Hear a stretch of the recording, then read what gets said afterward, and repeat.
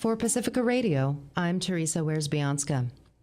The White House is claiming victory in a showdown with Colombia over accepting flights of deported migrants from the U.S., hours after President Donald Trump threatened steep tariffs on imports and other sanctions on the longtime U.S. partner.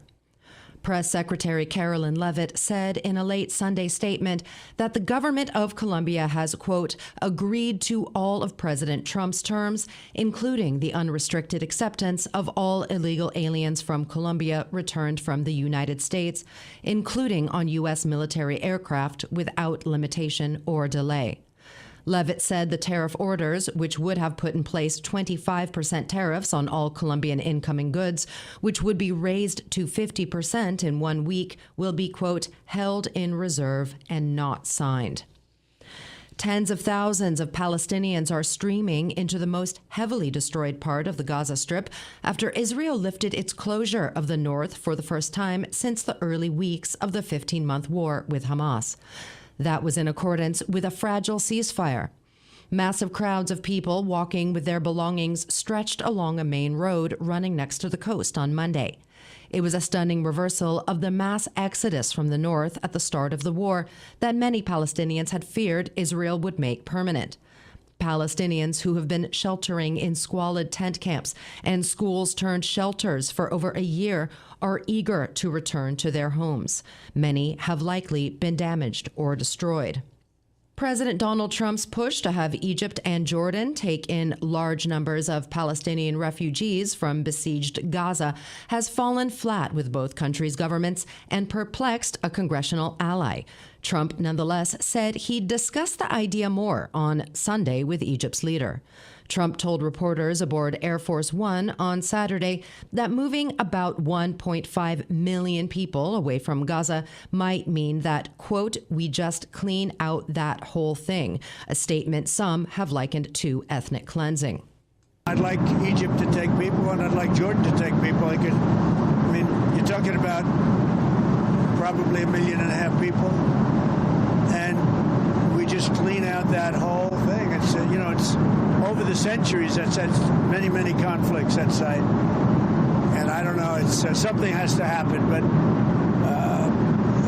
it's literally a demolition site right now. Almost everything's demolished.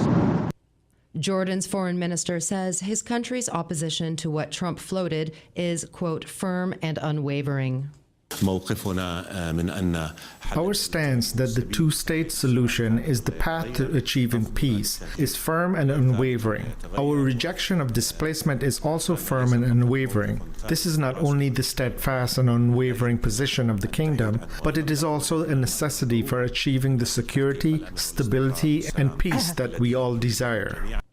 Senator Lindsey Graham, who is close to Trump, says the suggestion is not feasible.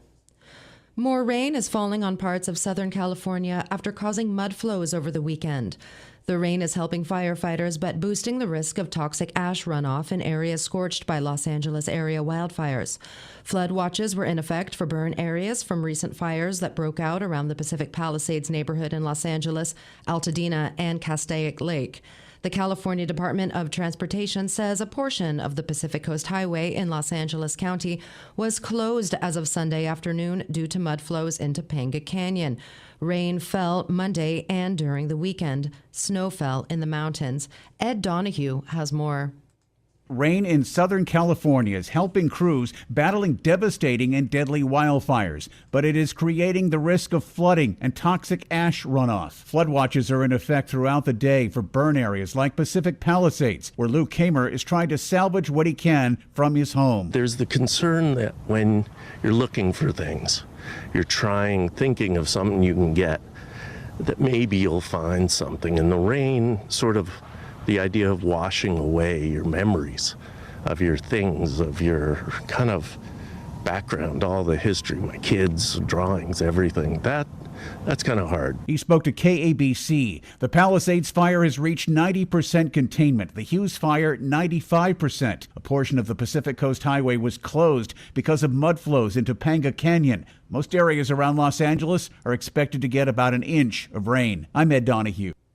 South Korean President Yoon Suk-yeol has become the country's first leader to be indicted, less than 2 weeks after he was the first to be detained. The impeached jailed president, who had been holed up in his presidential compound for weeks after issuing shocking martial law decree last month, now faces rebellion charges that are punishable by the death penalty or life in prison. I'm Teresa Wierzbianska for Pacifica Radio.